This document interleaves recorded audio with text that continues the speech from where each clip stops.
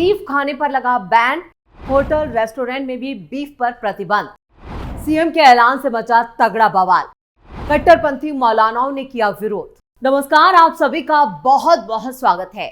आप देख रहे हैं स्पेशल स्टोरी, मैं हूं परवीन शेख। देश में इस वक्त बीफ खाने को लेकर जबरदस्त राजनीति हो रही है। विपक्ष के तमाम नेता बीजेपी सरकार पर सवाल खड़े कर रहे हैं और साथ ही सत्ता पर काबिज बीजेपी का विरोध भी तेज हो गया है। दरअसल बीजेपी सरकार ने बड़ा फैसला लेते हुए सार्वजनिक जगहों पर, होटलों में, रेस्टोरेंट में बीफ खाने पर पूरी तरीके से रोक लगा दी है। इस फैसले के बाद विपक्ष के पेट में दर्द शुरू हो चुका है। हर तरफ से विरोध की आवाजें सुनाई दे रही हैं। असम के किसी भी होटल या रेस्टोरेंट में अब बीफ नहीं परोसा जा सकेगा। यही नहीं, किसी भी तरह के पब्लिक फंक्शन में भी बीफ की डिशेस नहीं सर्व की जा सकेंगे।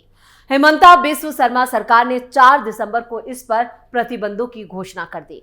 शर्मा ने दिल्ली में एक प्रेस कॉन्फ्रेंस के दौरान बताया, पहले हमारा फैसला मंदिरों के पास गोमांस खाने पर रोक लगाने का था, लेकिन अब हमने इसे पूरे राज्य में लागू कर दिया है। यानी आप किसी भी सामुदायिक स्थान, सार्वजनिक स्थान, होटल या रेस्तरां में गोमांस नहीं खा सकेंगे। असम के सीएम हिमंता बिस्व शर्मा यही नहीं रुके। उन्होंने आगे कहा कि हमने फैसला किया है, किसी भी रेस्तरां या होटल में गोमांस नहीं परोसा जाएगा। साथ ही इसे किसी सार्वजनिक समारोह या सार्वजनिक स्थान पर भी नहीं परोसा जाएगा। इसलिए आज से हमने होटलों, रेस्तरां और सार्वजनिक जगहों पर गोमांस की खपत को पूरी तरीके से बंद करने का फैसला किया है। राज्य मंत्रिमंडल की बैठक में गोमांस के सेवन पर मौजूदा कानून में संशोधन करके नए प्रावधानों को शामिल करने का फैसला किया गया। असम में गोमांस का सेवन गैर कानूनी नहीं है, लेकिन असम मवेशी संरक्षण अधिनियम 2021 के तहत हिंदू, जैन और सिखों की बहुसंख्या वाले इलाकों और किसी भी मंदिर या सत यानी कि वैष्णव मठ के 5 किलोमीटर के दायरे में मवेशी वध और गोमांस की बिक्री पर बैन था। 2 दिन पहले शर्मा ने कहा था कि अगर कांग्रेस नेता उन्हें इस संबंध में खत लिखते हैं तो सर्वसम्मति से बीफ पर बैन लगा दिया जाएगा। दरअसल कांग्रेस सांसद रकीबुल हुसैन ने आरोप लगाया था कि नौगांव के सामगुरी विधानसभा सीट पर बीजेपी कार्यकर्ताओं की तरफ से बीफ पार्टी का आयोजन किया गया था। उन्होंने कहा था कि इसका मकसद मुस्लिम वोटरों को रिझाना था। हिमंता बिस्व शर्मा ने इन आरोपों पर कहा था कि रकीबुल हुसैन ने एक अच्छी बात कही है कि बीफ खाना गलत बात है। हिमंता बिस्व शर्मा ने सोमवार को कहा था, मैं रकीबुल हुसैन से जानना चाहता हूं कि बीफ पर प्रतिबंध लगाना चाहिए, क्योंकि उन्होंने खुद इस बात को स्वीकार किया है कि बीफ खाना गलत है। तो ऐसी स्थिति में इस पर तुरंत प्रतिबंध लगाया जाना चाहिए। मैं अब रकीबुल हुसैन के बयान को लेकर प्रदेश कांग्रेस कमेटी के अध्यक्ष भूपेंद्र बोरा को पत्र लिखूंगा और उनसे पूछूंगा कि क्या वो रकीबुल हुसैन की तरह बीफ पर प्रतिबंध लगाने की वकालत करते हैं। असम में कांग्रेस पार्टी ने बीजेपी को उसी की पिच पर आसान बॉल देकर चौके छक्के लगाने का मौका दे दिया है। मुख्यमंत्री हिमंता बिस्व शर्मा ने बीफ को लेकर अपने और बीजेपी पर लगाए जा रहे आरोपों पर ऐसा पलटवार किया है जो सियासी तौर पर कांग्रेस की परेशानियों को और बढ़ा सकता है। खासकर असम में कांग्रेस के पहले ही कम हो रहे जनाधार में उसे और भी ज्यादा खामियाजा भुगतना पड़ सकता है। मामला कुछ यूं है कि हाल ही में असम की 5 विधानसभा सीटों पर जो उपचुनाव हुआ है वो सारी बीजेपी और उसके सहयोगियों को उस पर जीत मिली है। लेकिन कांग्रेस के पांव के नीचे से जमीन इसलिए खिसकी हुई है क्योंकि इनमें सामगुरी की मुस्लिम बहु सीट भी शामिल है, जो कांग्रेस पार्टी की हमेशा से यहां पर कहे कि कांग्रेस का गढ़ माना जा रहा था। लेकिन मुस्लिम बहु सीट पर बीजेपी के हिंदू उम्मीदवार की जीत से परेशान कांग्रेस नेताओं के लिए सामगुरी की हार इसलिए और बड़ी है क्योंकि वहां बीजेपी के जो प्रत्याशी जीते हैं वो हिंदू है। इस सीट पर बीजेपी के दिपलू रंजन शर्मा ने कांग्रेस प्रत्याशी तांजिल हुसैन को करीब 25,000 वोटों से हराया है। सामगुरी की हार नहीं पचा पा रही है कांग्रेस। सामगुरी की इसी नतीजे के बाद से इस सीट से 5 बार के कांग्रेस विधायक और मौजूदा पार्टी सांसद रकीबुल हुसैन बौखला गए हैं। उनके इस्तीफे की वजह से ये सीट खाली हुई थी और उन्होंने यहां से अपने बेटे को कांग्रेस से टिकट दिलवाकर मैदान में उतारा था। लेकिन मुस्लिम बहु सीट होने के बावजूद वो एक हिंदू उम्मीदवार से हार गए और वो भी बहुत बड़े अंतर से। कांग्रेस का बीजेपी पर बीफ पार्टी का आरोप। इस हार के बाद उन्होंने उत्तर असम और ऊपरी असम में जाकर कई जगहों पर सार्वजनिक रूप से ये दावा किया कि बीजेपी ने बंगाली मुसलमानों यानी कि मियां को बीफ का भोज देकर, यानी बीफ का जो एक आयोजन किया गया था जिसमें बीफ पार्टी दी गई थी, उसके बाद ये जीत दर्ज की है। उन्होंने बीजेपी पर हिंदुओं को धोखा देने तक का आरोप लगा दिया। असम सरकार ने सार्वजनिक स्थानों पर बीफ परोसने पर बैन लगाया है और कांग्रेस नेता ने इन्हीं आरोपों के बाद मुख्यमंत्री हिमंता बिस्वा शर्मा ने कांग्रेस पार्टी को सीधी चुनौती दे डाली थी। उन्होंने कांग्रेस के प्रदेश अध्यक्ष भूपेन बोरा से कहा था कि अगर वो भी रकीबुल की तरह बीफ बैन की वकालत करते हैं तो खुलकर कहें, वो इस पर फैसला लेंगे। और बुधवार को ही मुख्यमंत्री ने बीफ पर बैन जो था वो लागू कर दिया। उन्होंने कहा कि गो हत्या के निषेध करने के लिए हम 3 साल पहले कानून लेकर आए थे, हमें काफी कामयाबी मिली, लेकिन अब हमने ये फैसला किया है कि असम में गोमांस किसी भी रेस्टोरेंट और होटल में नहीं परोसा जाएगा। साथ ही कोई भी पब्लिक फंक्शन और पब्लिक प्लेस में भी ये नहीं परोसा जाएगा।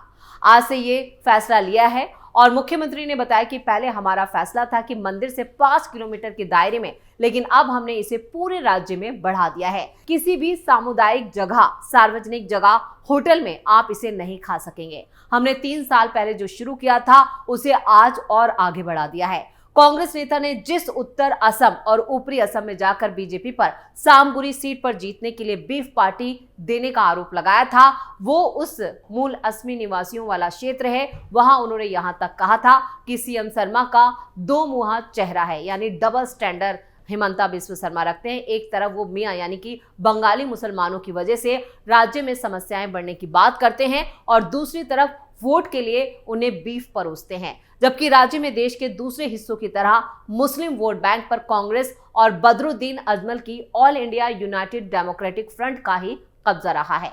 हिमंता बिस्वा शर्मा पहले ही राज्य में बढ़ती मुस्लिम आबादी के खिलाफ अभियान छेड़े हुए हैं।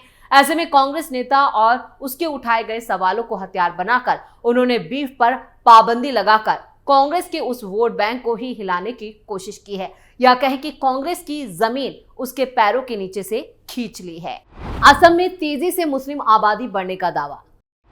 2011 की जनगणना में कुल 1.07 मुसलमान थे, जो कुल आबादी के 34% से ज्यादा है। वहीं हिंदुओं की संख्या 1.92 करोड़ थी, जो कि 61.47% है। कुछ महीने पहले सीएम ने दावा किया था कि राज्य में मुसलमानों की जनसंख्या हर 10 साल में 30% की रफ्तार से बढ़ रही है और यूं ही चलता रहा तो 2041 तक मुसलमान वहां बहुसंख्यक हो जाएंगे। अब असम में बीफ पर लगे बैन के बाद इस पर राजनीति भी और तेज हो गई है। साथ ही साथ मुसलमानों की बढ़ती आबादी को भी मुद्दा बनाया गया है। असम के मुख्यमंत्री हिमंता बिस्वा शर्मा ने कहा है कि राज्य में होटल, रेस्तरां, सार्वजनिक स्थलों पर गोमांस परोसे जाने और खाने पर अब रोक रहेगी और इसके खिलाफ एक्शन लिया जाएगा। अब इस पर सियासी बयानों का दौर भी शुरू हो चुका है। समाजवादी पार्टी की सांसद इकरा हसन ने असम सरकार के फैसले को संविधान का उल्लंघन बताया है। कैराना सांसद ने कहा है कि निजी जीवन में हस्तक्षेप है, संविधान के प्रावधान के खिलाफ है। इकरा हसन ने कहा, ये सीधा सीधा राइट टू फ्रीडम का उल्लंघन है। इस तरीके से सरकारें अगर निजी जीवन में हस्तक्षेप करेंगे तो इस देश में अलग अलग धर्मों को मानने वाले लोग हैं। यही हमारे देश की खूबसूरती है। अगर हम सब पर बैन लगाने लगेंगे तो हम तानाशाही की तरफ जा रहे हैं। लोकतंत्र नहीं कह सकते अपने आप को। असम के विपक्षी दल all India United democratic front यानी AIUDF ने कहा है कि राज्य की कैबिनेट को इस बारे में फैसला नहीं करना चाहिए कि लोग क्या खाएंगे और क्या पहनेंगे। AIUDF के महासचिव और विधायक हाफिज रफीकुल इस्लाम ने कहा है कि गोवा में बीजेपी बीफ को बैन नहीं कर सकती, क्योंकि अगर वहां वो ऐसा करेगी तो एक ही दिन में उसकी सरकार गिर जाएगी। रफीकुल इस्लाम ने कहा है कि पूर्वोत्तर के हर राज्य में बीजेपी की या तो खुद की सरकार है या वो सहयोगी दलों के साथ सत्ता पर काबिज है, यानी कि वो सरकार चला रही है। उन्होंने कहा कि पूर्वोत्तर के सभी राज्यों में बीफ खाया जाता है या खिलाया जाता है और वहां किसी तरह की कोई भी पाबंदी नहीं है। बीजेपी वहां ऐसा कदम नहीं उठाती है, लेकिन असम में वो ऐसा कर रही है। विधायक ने आगे कहा, असम में मुस्लिम, ईसाई, अल्पसंख्यक समुदाय के लोगों के साथ ही आदिवासी लोगों की भी काफी समस्याएं हैं और उन समस्याओं पर चर्चा की जानी चाहिए, ना कि इस बात पर कि किसके घर में क्या पकेगा, कौन क्या पहनेगा, कौन क्या खाएगा। ये कैबिनेट का विषय नहीं है। AIUDF नेता ने कहा है कि असम में कांग्रेस और बीजेपी के नेता पिछले 1 हफ्ते से इन्हीं बातों को लेकर झगड़ रहे हैं कि कौन क्या खाएगा।